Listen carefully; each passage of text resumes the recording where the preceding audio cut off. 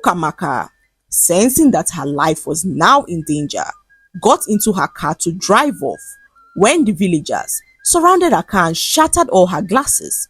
Ukamaka watched as the people dragged her out of her car and began to beat her up.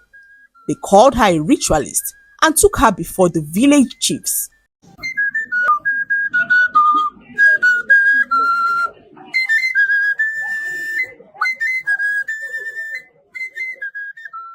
Once upon a time, there lived a little girl who came to the big city to live with her rich auntie.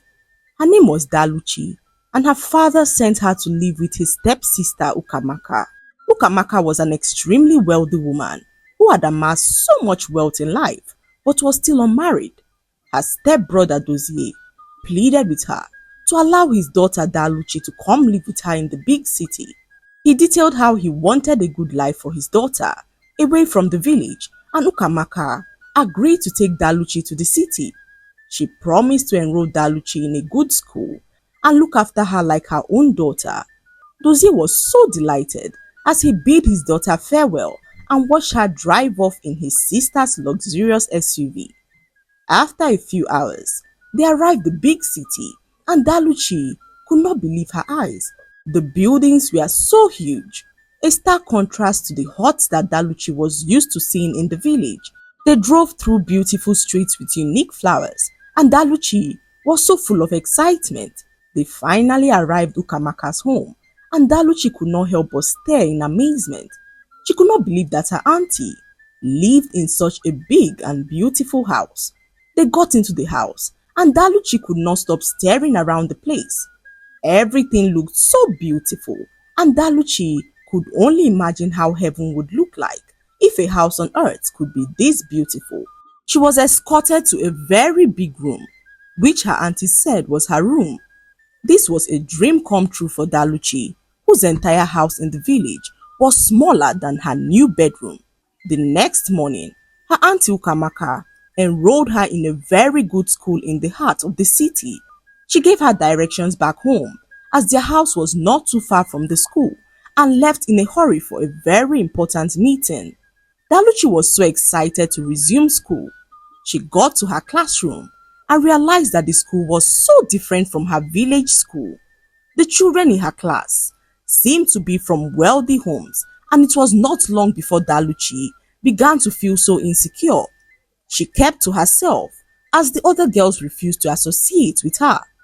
Her village accent and her weird ways of doing things made it obvious that she was not as exposed as they were. During their lunch break, whilst the other children adhered to strict etiquette, Daluchi used her bare fingers to eat her food. They all laughed and pointed at her, calling her all sorts of belittling names, and Daluchi, unable to withstand their mockery, ran away from their presence and locked herself up in the restroom. Too ashamed to return to her class, Daluchi remained in the restroom until the school bell went off. She then snuck out of school, hoping not to be seen by the mean girls in her class that laughed at her all day. She walked briskly for a few minutes, terrified at what would happen if any of the girls caught sight of her. After a few minutes, Daluchi decided to slow down her pace. Little did she know that the mean girls were trailing her. Just as they were about surrounding Daluchi, a small car pulled up next to her. It was a man who told Daluchi that her auntie sent him to pick her up from school.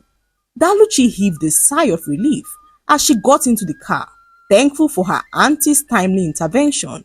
They zoomed off as the school bullies stood there and watched her get away. Later that evening, her auntie Ukamaka returned home to realize that her house was empty. She called out for Daluchi, but no one seemed to be home.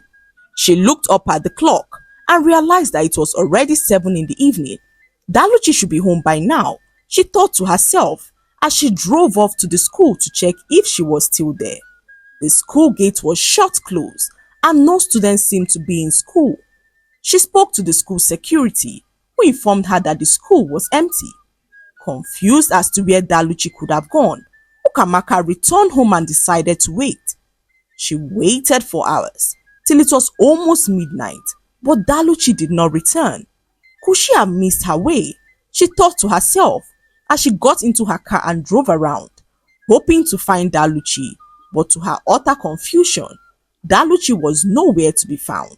The next morning, Ukamaka went straight to the school to make a complaint that Daluchi never returned home the previous day. A formal investigation was carried out, and the school authorities, after interviewing the students, got information that Daluchi drove off in a red car the previous afternoon with a man who her auntie sent to pick her up from school.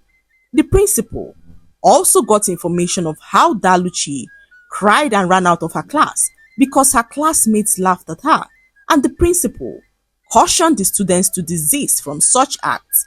The school principal relayed his findings to her auntie, who denied sending any man to pick Daluchi up from school. She returned home and wondered who the strange man could be.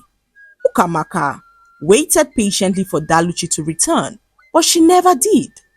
Days passed, and no one had seen or heard from Daluchi.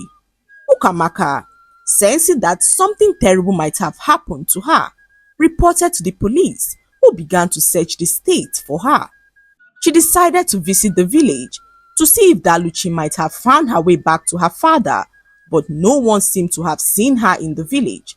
Her father was so distraught as he could not imagine that his daughter, who he just sent to the big city with his sister, was missing. Ukamaka tried to explain what happened to him, but Dozie seemed not to believe her story as he accused her of using his daughter for money ritual. "I knew you were a ritualist. You have succeeded in using my only daughter to renew your pledge with the devil," he said, as Ukamaka stood there and watched as Dozie called on the villagers for help. He narrated how he handed his daughter over to his stepsister to take to the city and how she had just returned to inform him that his daughter was missing.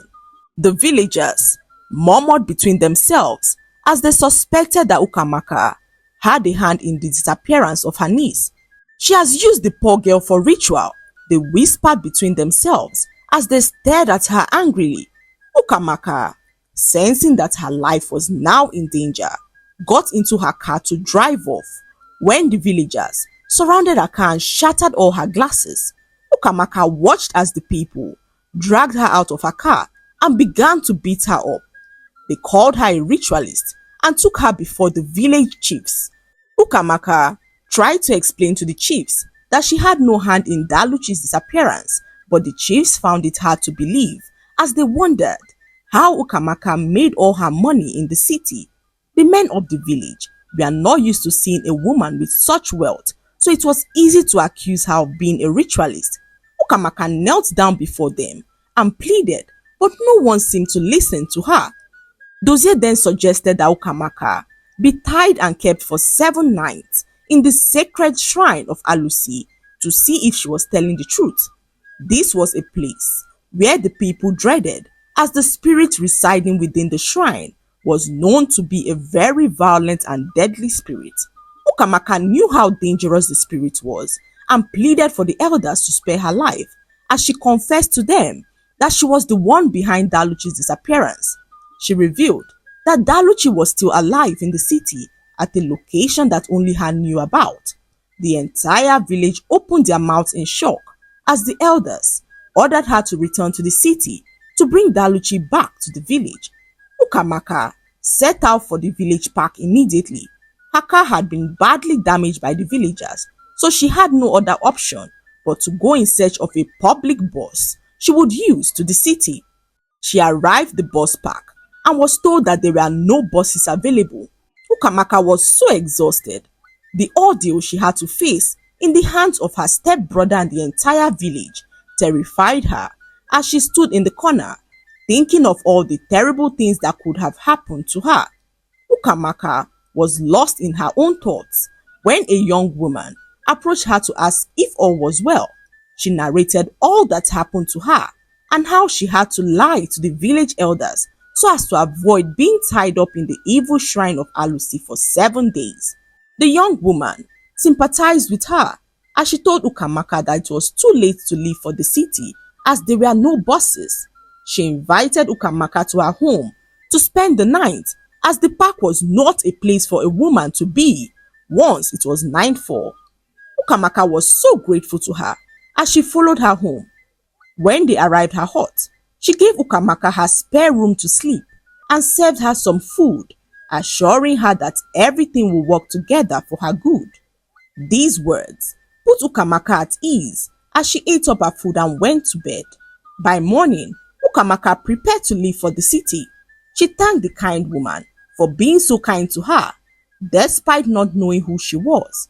She then headed out and saw something that she never expected to see. Ukamaka saw her stepbrother standing in the corner with his daughter Daluchi. Her eyes opened in shock as she never knew that he was the one behind his own daughter's kidnap. She hid in the corner as she watched him leave. Ukamaka could not believe her eyes. She quickly returned to see the village elders, who were shocked to see her without the child. "Where is she?" they asked angrily, as Ukamaka pleaded with the elders to send some men to follow her. She led them to the hut where she last saw Daluchi, and to their amazement, they saw Daluchi in the hut of her father's concubine. Her father Dozie had always been so jealous of his stepsister Daluchi. He could not understand why she had to be the wealthy one. At the point, he even convinced himself that his sister used his destiny to make money. So, he plotted to ruin her life by ensuring that she was locked up in the shrine of Alusi so that he could use his evil charms to kill her, to make the villagers believe that she was killed by Alusi. This would then prove to them that his sister was truly a ritualist. This was the only way that he believed he could inherit all of his sister's wealth. The elders were so enraged to realize that Dozie deceived them into accusing his innocent sister of a crime that she did not commit. They immediately tied him up and locked him in the shrine of the evil Alusi, who took his life for being evil. Ukamaka, though relieved that the truth had been exposed, was deeply saddened by her stepbrother's betrayal and death. She knew that she was the only family Daluchi had at this point, so she vowed to take good care of her as they both returned to the big city. When they arrived the city, Ukamaka ensured that Daluchi felt secure and loved. She enrolled her in a new school, where she quickly made friends who accepted her for who she was. Over time, Daluchi flourished in her new school, and the bond between herself and her auntie Ukamaka grew stronger as they lived happily in the big city. Ukamaka took care of Daluchi like her own, as their bond became unbreakable, like that of a mother and daughter. The lesson to be learned from this story is that jealousy and envy are dangerous traits that can ruin one's life. We should learn to be contented with what we have, as greed only leads to one's downfall and misery. Finally, we should learn to be resilient in the face of adversity, as doing so can be the channel we need to enable us see the light at the end of the tunnel. I hope you enjoyed the story. Like, subscribe and leave a comment. It helps us grow our channel. I'll see you in our next story. Bye.